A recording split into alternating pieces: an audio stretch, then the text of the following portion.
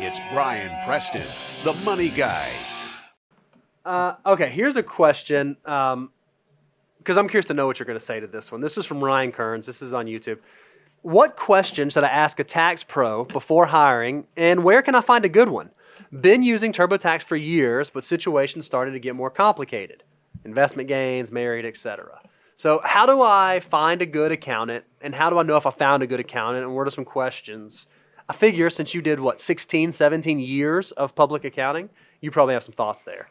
Well, Ryan, first of all, a good tax pro, it's kind of like a good car mechanic. Once you find one, don't let it go, because they are hard to come by. Because here's the reality. I'm going to give you, because we did a whole show on the different types of tax preparers out there. There's the first that anything's deductible. You just, look, I'm going to push it to the limit. Those are the guys you got to be careful of, because everything's deductible until you get caught. You want to avoid the hyper-aggressive who don't have any understanding of the repercussions.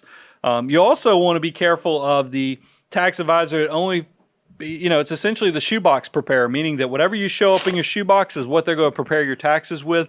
I don't like that tax preparer either. That is what I call the retail store tax preparers, because whatever you show up with that day, you're going to walk out 45 minutes to an hour and a half later with a tax return.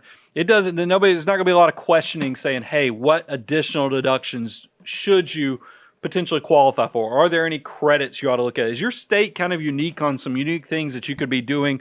When I know I was preparing taxes, I was trying to figure out how I could pay my tax preparation fee by finding you additional tax deductions. So be careful of those shoebox preparers that are just going to do with what you show up with. So let's get to who the good ones are. Yeah, great. The good ones are the ones that are going to have that more vesting, buying into the process of helping you maximize what you legally are entitled to minimize your taxes. So kind of when you interview, it's just like you have to interview your financial advisor. You need to interview your tax preparer.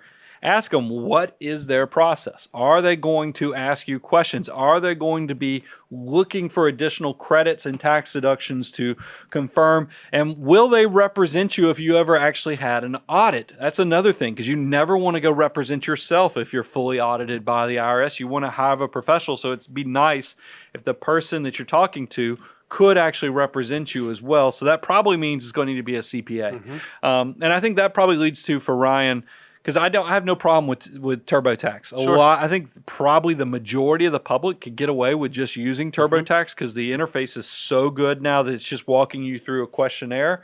It's once you reach a level of complexity to where maybe you have rental property, you're doing some advanced giving strategies, you've got multiple, houses, or you just got K1s coming in, your Schedule E's got a lot of stuff flowing through.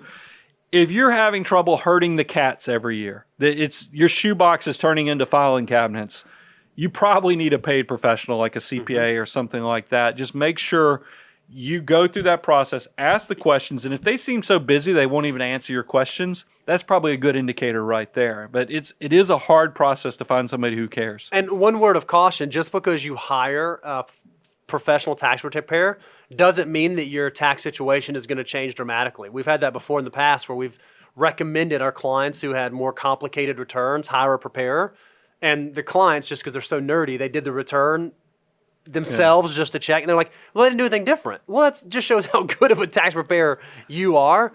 It might not magically find you additional deductions or save you money on taxes, but that's not the reason that you're hiring them. So just know that there's a trade-off there. Well, and I want to throw one final thing, because this is actually inspired. I had a meeting.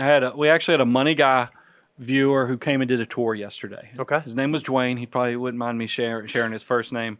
Dwayne, super successful, great guy. I mean, loved hearing his story of how he built it. But he said something during the middle of the meeting. He goes, I don't understand why nobody is telling me how to do this to maximize. I got a great accountant. I got a great attorney. I've got this investment guy over here, but none of them are telling me how to maximize. And I said, look, you're in construction.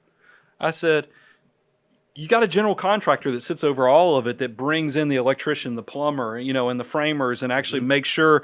That's exactly, because look, we don't prepare taxes anymore, but how often, Bo, are we actually reviewing taxes or telling clients who are business owners, ways they can maximize the deductions through retirement plans weekly, or monthly, reviewing. yeah. So it is important to also know what to expect out of your professional, because they're going to stay in their lane. You probably need something. If you get complex, you're going to need somebody kind of being the quarterback or the general contractor of the situation to kind of bring it all together. Because a lot of times the attorney, he's not going to tell you that you ought to be looking at custodial Roth IRAs for your child. Your investment guy out there, somebody who's just looking at reallocation and making sure that you're buying the growth fund of America, Sure. they're not going to be able to do all the things that coordinate with tax planning and everything. So I know he asked about tax preparation, but I think as you reach a level of success, you're going to see you probably go from self-preparation, do-it-yourself investment, then you go to just, hiring a tax preparer. But at some point, you're probably going to want to go even a step higher and have the whole team of advisors that you're working with. That's your accountant, your attorneys, as well as an advisor to kind of bring it all together. Love it.